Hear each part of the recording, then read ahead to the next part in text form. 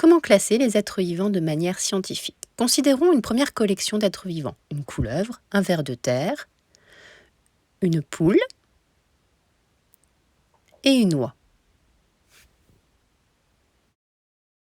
Il s'agit dans un premier temps d'observer attentivement ces êtres vivants pour lister les attributs, c'est-à-dire ce qu'ils possèdent. Observons les attributs de la couleuvre. Elle possède yeux-bouche ainsi qu'un squelette interne. On peut donc cocher les attributs qu'elle possède dans le tableau d'attributs. Observons les attributs du ver de terre, aussi appelé lombric. On peut observer yeux-bouche, mais pas d'autres attributs.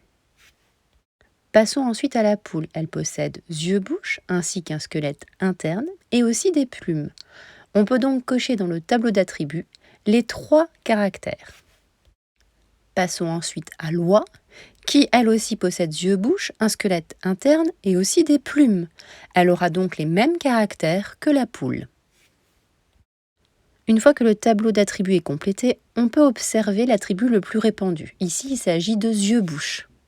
On peut donc créer un premier rassemblement appelé yeux-bouche de la manière suivante. On prend une boîte, yeux-bouche, dans laquelle tous les êtres vivants vont être rangés.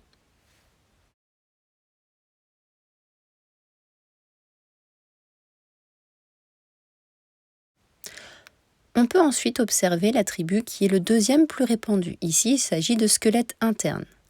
On va donc créer une autre boîte à l'intérieur de la première boîte déjà créée. Elle sera intitulée squelette interne.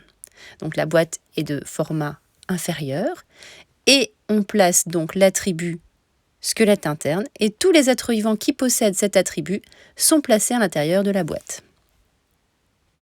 La couleuvre, l'oie ainsi que la poule ont cet attribut. On peut continuer ainsi en utilisant tous les attributs comme les plumes ici.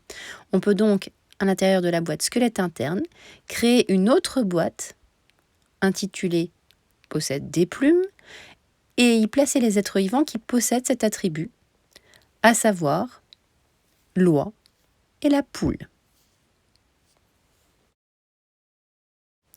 Ce que l'on vient de découvrir ici est appelé la classification scientifique emboîtée. On représente ensuite la classification dans son cahier de la manière suivante, en traçant des rectangles emboîtés les uns dans les autres et en y plaçant les êtres vivants.